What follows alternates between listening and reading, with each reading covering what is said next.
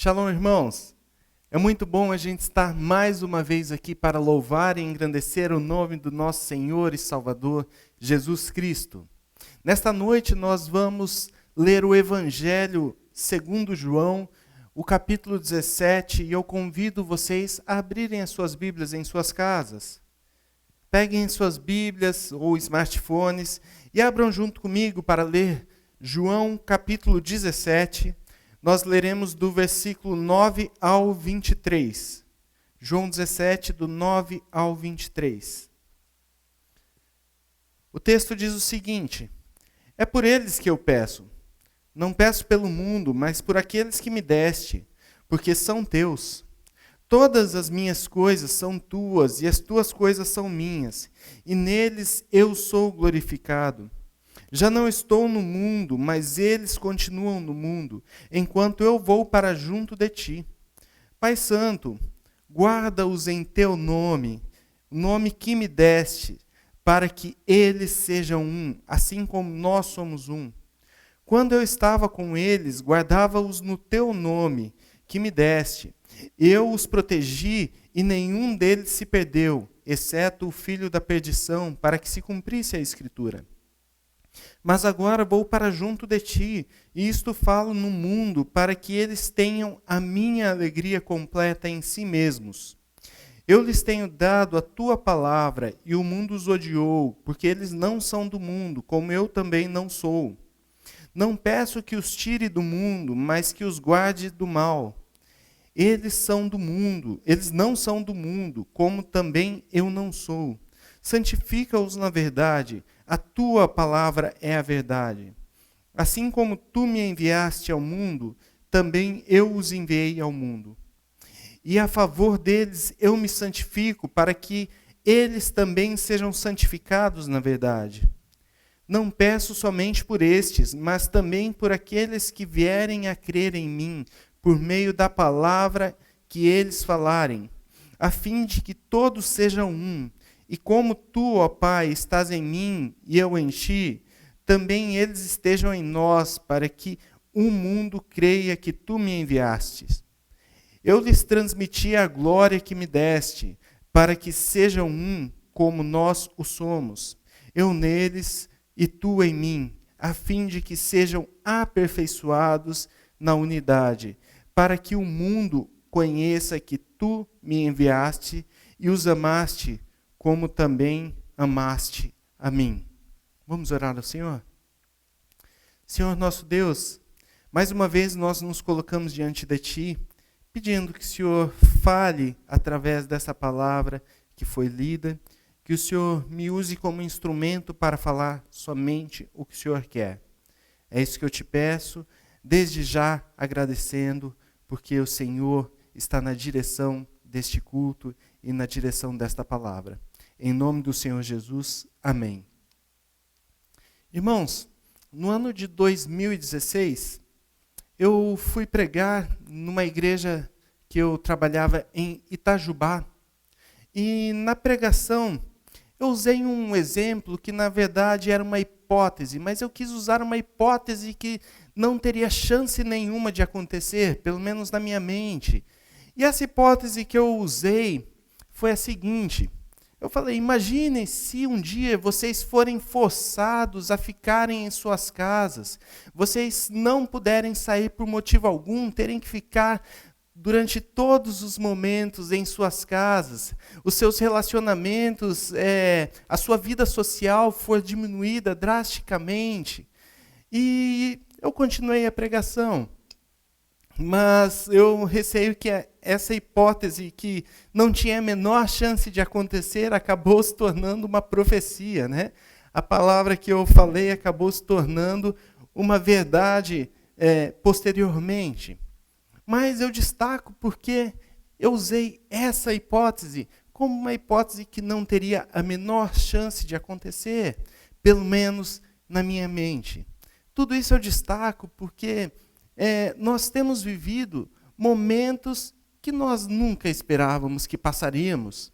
Nós não imaginávamos que teríamos momentos de tamanha privação como nós temos tido nesses dias. Mas nós estamos chegando a um novo momento. Um momento que temos chamado de novo normal, ou o que seja.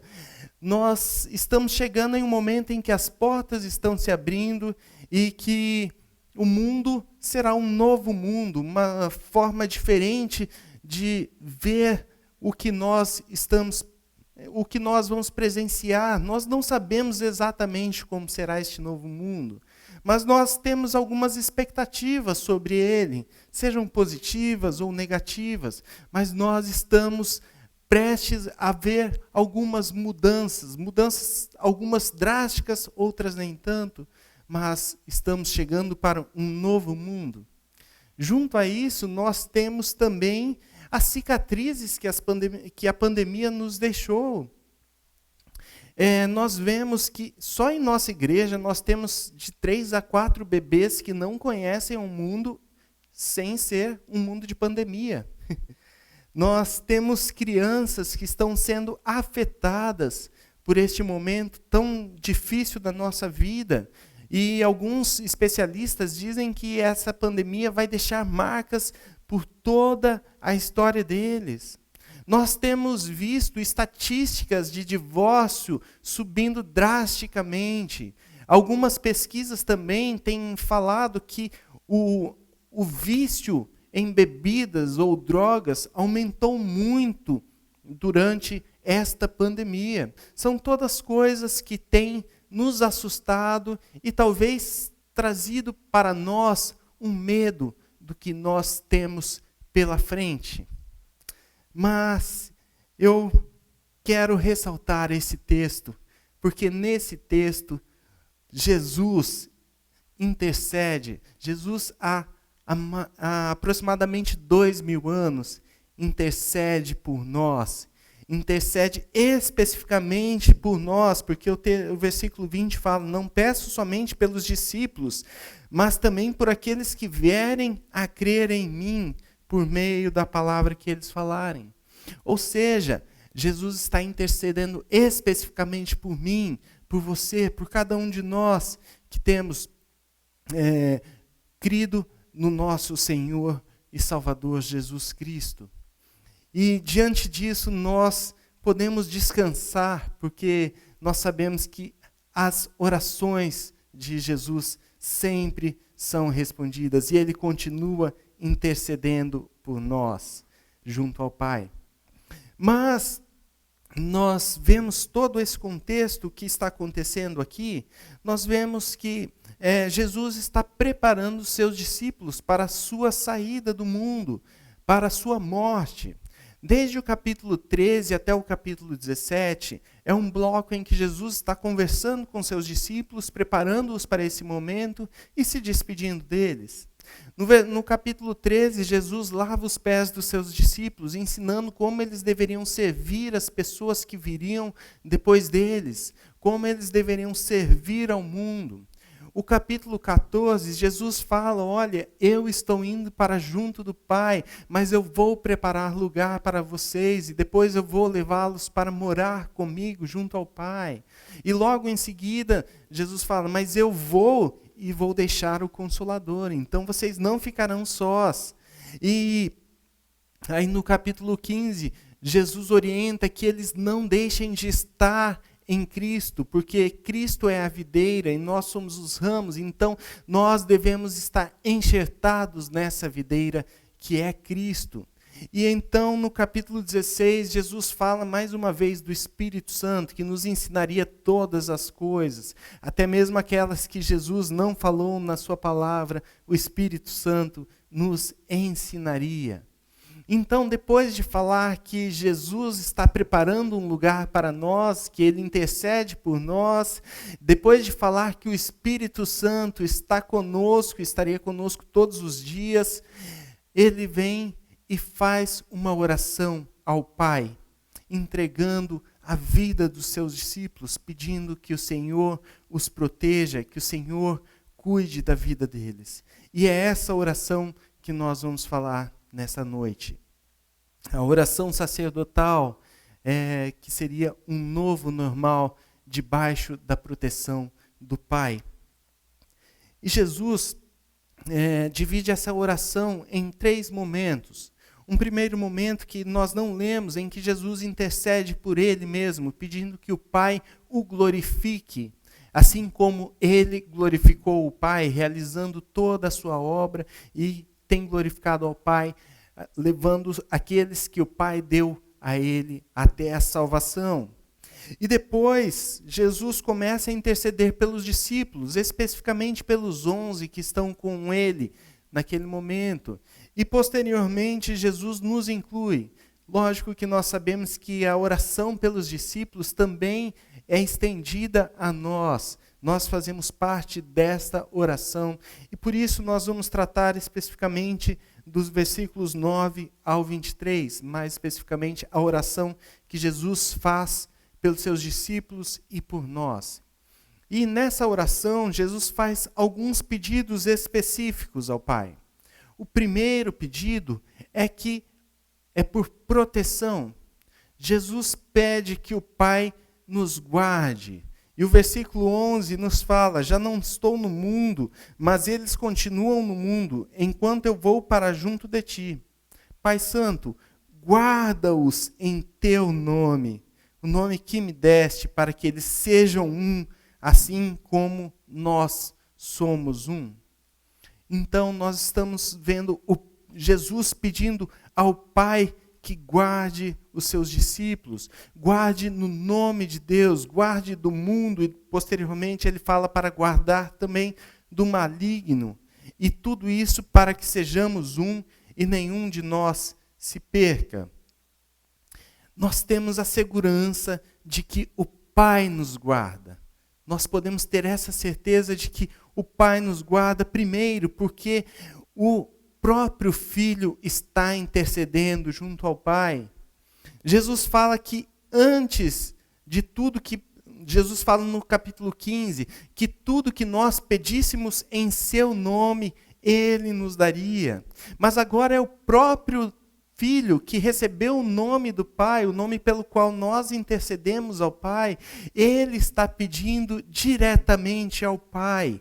Se Jesus está pedindo, nós temos a certeza de que o Pai responde positivamente aquilo que Jesus pede. Então nós podemos ter a segurança de que o Pai nos guarda, de que o Pai nos protege, primeiro porque o próprio Filho está pedindo, mas nós também temos a certeza e a segurança de que o Pai nos protege e nos guarda do mundo, porque nós somos guardados no nome do Pai Santo, do Pai Todo-Poderoso, Deus Todo-Poderoso.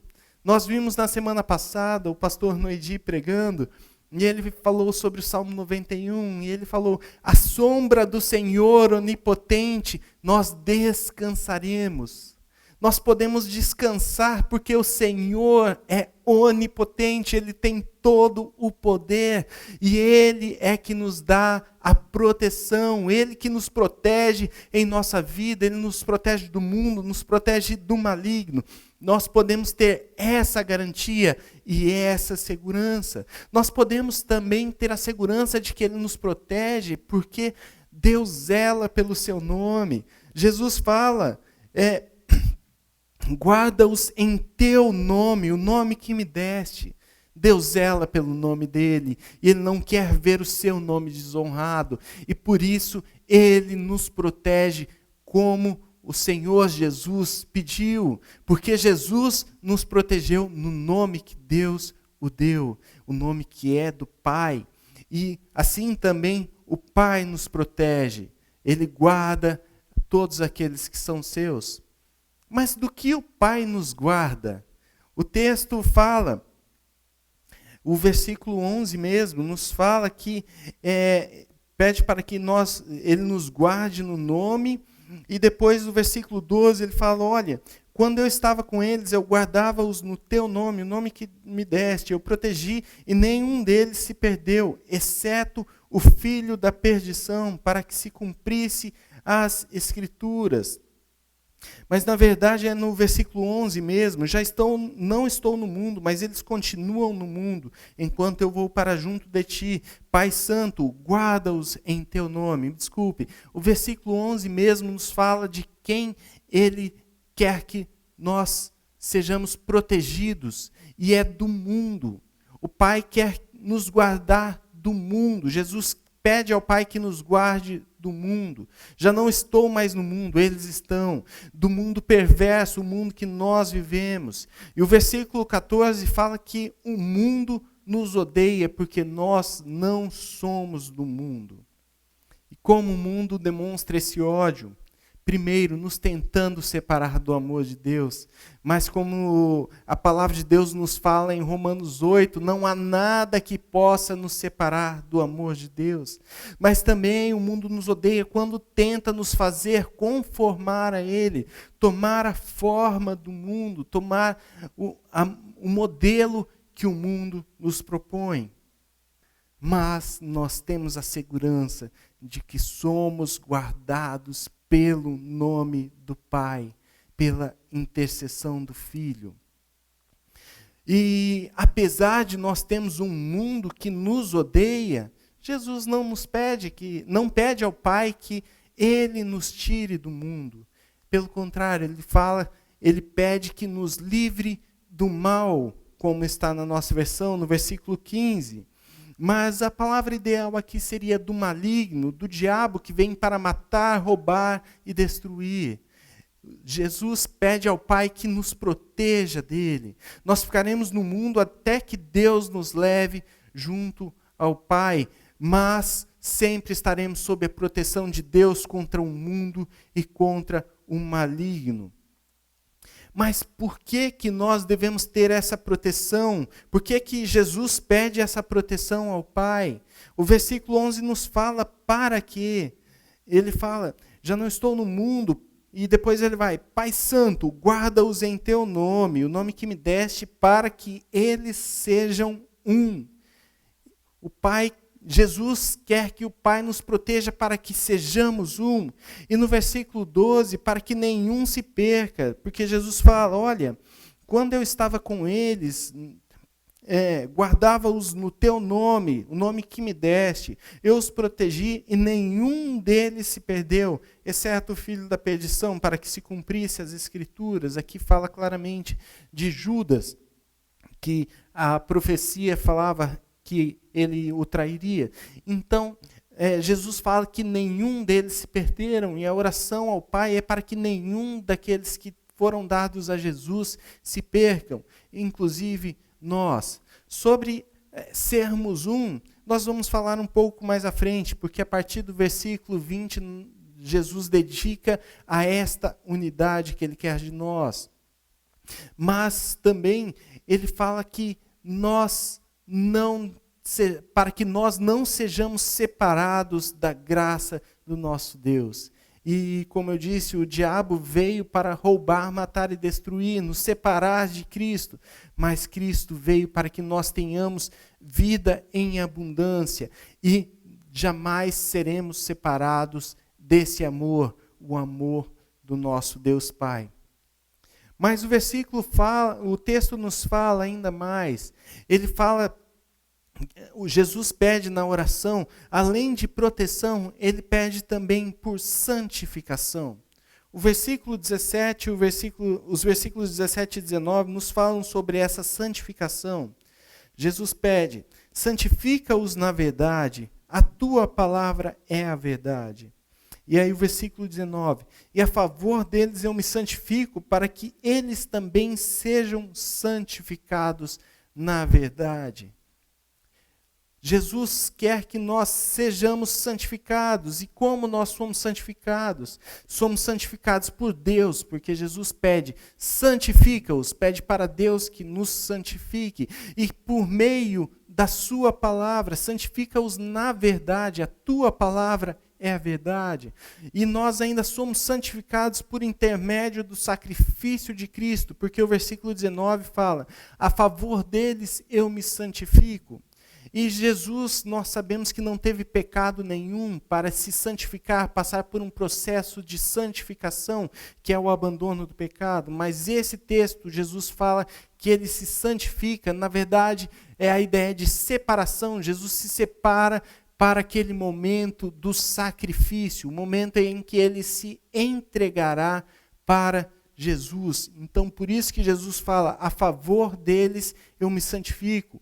Ou seja, por intermédio do sacrifício de Cristo, nós somos santificados. E para que nós somos santificados? Aí o versículo 18, os versículos 17 e 19, formam como se fossem um sanduíche para o recheio que está no versículo 18. Assim como tu me enviaste ao mundo, eu também os enviei ao mundo. Ou seja, nós somos santificados para ser enviados ao mundo. Mas, indo por partes, nós temos o versículo 17 que fala que Deus nos santifica pela palavra que é a verdade. Nós somos santificados por Deus, é Deus quem nos justifica, é Cristo quem intercede por nossa santificação, mas é pela palavra, a palavra de Deus, que nós somos santificados. Jesus nos deu a sua palavra para dirigir as nossas ações, para nos guiar pela forma como nós andamos no mundo, pela forma como nós somos santificados. É somente pela palavra. Não somos deste mundo. Jesus nos fala, nós não somos deste mundo, nós também não somos guiados pela cultura deste mundo, não somos dirigidos pelas leis que o mundo quer estipular a nós. Pelo contrário, pela palavra de Deus que nós somos dirigidos. É a palavra de Deus que nos ensina como devemos viver, através do conhecimento da palavra de Deus, através da obediência à palavra de Deus, que nós somos santificados. Irmãos, nós devemos conhecer a palavra de Deus, buscar mais e mais aprender sobre esta palavra que é santa, aprender mais e mais sobre essa palavra que nos ensina como viver neste mundo. Nós devemos aprender mais e mais dessa palavra, porque através dela que nós somos santificados. E como sempre, quando nós falamos de conhecer a palavra, fazendo uma propaganda da nossa EBAC, participem, tem sido momentos muito bons, tanto pelo Meet quanto pelo YouTube, participem. Mas a palavra de Deus, ela serve de diretriz para a nossa vida, para que sejamos mais e mais santificados pela palavra. Mas, diferentemente do que nós pensamos, ser santificado não significa entrar numa bolha de santidade, que não pode se relacionar com ninguém. Quando nós nos convertemos, nós muitas vezes ouvimos, olha, agora você tem que deixar todos os seus amigos para lá, porque você tem uma nova vida, você deve vestir terno, gravata, andar todo... né? E nós ouvimos todas essas coisas, mas não é assim que a palavra de Deus nos ensina. Jesus fala, olha, vocês não são do mundo, mas vocês são enviados ao mundo. Nós precisamos da santidade para cumprir, para exercer a missão que Deus nos designou. Cristo glorificou ao Pai, realizando a obra para a qual ele foi enviado. Isso nos diz o versículo 4. Eu te glorifiquei na terra, realizando a obra que me deste para fazer. E nós glorificamos a Deus também, a Cristo, quando nós cumprimos a obra que ele nos designou para fazer. Nós somos santificados para cumprir a missão de Deus que foi dada a nós. A santificação e a missão não andam separados, as duas sempre andam juntas. Não tem como separar santificação de missão. Eu conheço um casal, não é dessa igreja, fiquem tranquilos. E este casal, o marido não é convertido, não é cristão, e a mulher é cristã. E apesar de não ser cristão, esse marido, ele por várias vezes ele vai na igreja, participa das programações, chega a fazer até contribuições financeiras, ajuda em obras, mutirões. Ele parece até um cristão, mas ele assumidamente ele fala: eu não sou cristão. E um dia nós chegamos e perguntamos para ele: o que falta para você se tornar um cristão? E ele virou e falou: olha, enquanto a minha esposa não mudar sua postura dentro de casa, eu não me converto, porque ser cristão como ela eu não quero. Isso bateu forte, mas isso mostra que a santidade, a santificação anda junto com a missão. A nossa postura é vista pelo mundo, e se o mundo vê uma postura que não condiz com a palavra de Deus, eles também não vão querer se render a esta palavra, essa palavra viva e eficaz que transforma. A nossa vida tem que ser uma vida que não se amolde à cultura, que não se tome a forma do mundo. Nós devemos sim conhecer a cultura, ela estabelece conexões para que nós sejamos compreendidos pelas pessoas, mas nós não devemos nos conformar a ela, devemos muitas vezes, inclusive, confrontá-la, anunciar a verdade, anunciar a palavra de Deus, mostrando que a nossa vida vai contra a cultura do mundo. Nós somos santificados por Deus por intermédio do sacrifício do Filho, através do conhecimento e obediência à palavra de Deus. E assim nós podemos cumprir a missão que foi dada por Deus. Missão e santificação andam juntas. Mas a partir do versículo 20, Jesus vai falar da sua oração agora, não somente pelos discípulos, mas por todos aqueles que vierem a crer, que inclui nós, que já cremos no Senhor Jesus. E agora Jesus reforça um pedido que ele já tinha feito no versículo 1, que a proteção pedida, no versículo 11, desculpe, a proteção pedida é para que todos sejamos um. E agora Jesus vai falar: olha, não peço somente por esses, mas por aqueles que vão crer pela palavra que os apóstolos irão transmitir, a fim de que eles sejam um. E o exemplo de como é ser um, é como o Pai e o Filho são um, como a Trindade é um, como todas as pessoas da Trindade são uma pessoa só. São um Deus só, um único Deus. E a unidade que o texto nos pede,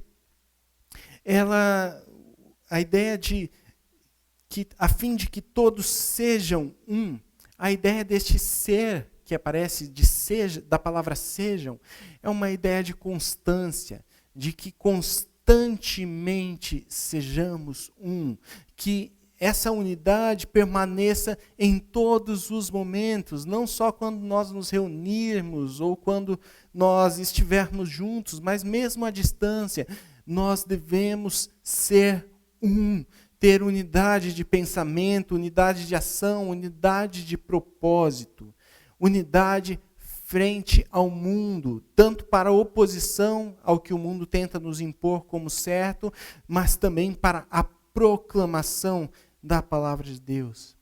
E eu gosto muito de Efésios 4:3, que nos diz: esforçando para preservar a unidade no vínculo da paz. Essa ideia de preservar a unidade significa que a oração de Jesus foi atendida, porque ele já nos deu a unidade. Mas nós precisamos nos esforçar para preservar essa unidade. Isso faz parte da nossa vida, um esforço, porque nós temos o nosso ego, as nossas prioridades, o nosso orgulho, tudo que luta contra essa unidade que existe no corpo de Cristo. Jesus pede ao Pai que nos dê essa unidade. E o maior exemplo dessa unidade é o que o próprio Jesus usa. Como o Filho e o Pai são um, como as pessoas da Trindade são uma só pessoa, como está nos versículos 21 e 22. Eles são um em essência, em propósito, em manifestação, em graça, em amor. Deus é um. Deus é um único Deus. E nós, muitas vezes, temos diferentes opiniões políticas, times diferentes, tudo de forma diferente. E todos hoje, nós todos temos uma opinião para tudo. E algumas vezes nós defendemos essa opinião como se fosse um filho. E muitas vezes nós brigamos e nós desfazemos essa unidade por conta dessas coisas. Mas isso não pode perturbar a nossa paz. Podemos sim ter opiniões diferentes, mas não deixar que isso interrompa a unidade, não deixar que isso desfaça a unidade da igreja, porque nós lutamos contra um mesmo inimigo, contra o maligno, contra o mundo, e nós estamos juntos nessa batalha e unidos para lutar contra o mundo. O versículo 23 nos fala, eu neles e tu em mim, a fim de que sejam aperfeiçoados na unidade. Jesus fala que Ele está em nós, ou seja, essa unidade, ela não é obtida simplesmente na nossa comunhão, em estarmos juntos, mas ela é obtida em Cristo estando em nós. Se ela é obtida por Cristo estar em nós, ela não negocia a verdade. Nós não podemos negociar a verdade em nome da paz, em nome da unidade, porque uma verdade, a verdade de Deus negociada em nome da paz, deixa de ser uma verdadeira unidade, a unidade que Cristo quer da sua igreja. Filipenses 2,5 fala, tende em vós o mesmo modo de pensar, mas ele não para por aí, ele completa, o mesmo modo de pensar de Cristo Jesus. E esse modo de pensar é a mesma atitude, ação, sentimento, forma de pensar de Cristo Jesus. Ou seja, nós somos unidos em Cristo e devemos viver como Cristo deseja que vivamos, tendo o mesmo modo de pensar que Ele teve. E tudo isso, no versículo 23, Jesus vai falar ao Pai por que Ele quer que haja essa unidade em nós. Versículo 23 nos fala, para que o mundo conheça que tu me enviaste e os amaste, como também amaste a mim. A união, a unidade que nós devemos ter, também é para que o mundo conheça a Jesus. Nós proclamamos o Evangelho, mas uma igreja dividida, um corpo dividido, não alcança outras pessoas, porque as pessoas vão falar, eu não faço parte de algo dividido. Se nem vocês têm a mesma opinião, se nem vocês têm a mesma forma de pensar, por que eu vou fazer parte disso? Deus quer que nós sejamos uma igreja cada dia mais unida, uma igreja cada dia mais próxima. E esse é um desafio tremendo que nós estamos vivendo nessa pandemia, porque estamos isolados e muitas vezes não temos como nos comunicar uns com os outros. Mas Deus quer que ainda assim nós estejamos unidos, unidos em propósito, unidos em amor, unidos na graça de Deus, unidos no Filho. Deus quer que essa unidade haja em nós para que continuemos a proclamar o Evangelho, para que continuemos a cumprir a missão que Jesus nos deu. Nós estamos prestes aí a chegar a um novo mundo, uma maneira diferente de ver o mundo. Mas nós estamos certos que o Senhor irá nos proteger, mas sem deixarmos de lado a missão que Ele estipulou para nós, de levar o Evangelho a toda criatura. E para isso Ele requer de nós santidade e unidade. Ele requer da sua igreja. E podemos estar certos que Ele nos protegerá nessa missão, para que cumpramos com êxito. Irmãos, eu quero orar com vocês, pedindo que o Senhor nos capacite a viver desta forma, que o Senhor tire de nós todo medo, todo anseio, que nós temos tido para que nós vivamos e cumpramos essa missão. Senhor nosso Deus, nós te louvamos pela tua palavra, a oração do seu Filho, feita há 2000 anos, intercedendo por nós. Estamos certos e cientes que o Senhor, o Pai, escutou a oração do seu Filho e que o Pai irá responder, irá nos santificar, irá nos proteger, irá manter a nossa unidade. Nós dependemos de Ti para isso. E nós nos colocamos diante de Ti para que o Senhor nos proteja, o Senhor nos santifique, o Senhor nos una cada vez mais para que possamos cumprir a missão que o Senhor deixou para nós, de levar o Teu Evangelho, de ser enviado ao mundo como Cristo foi enviado. Que nós possamos ser obedientes à Tua palavra e cumprir aquilo para o qual o Senhor nos designou. É isso que eu te peço, já grato, porque o Senhor nos responde, o Senhor nos escuta e temos junto a Ti, a Jesus Cristo, que continua intercedendo por nós. Muito obrigado por tudo isso. Em nome do Senhor Jesus. Amém.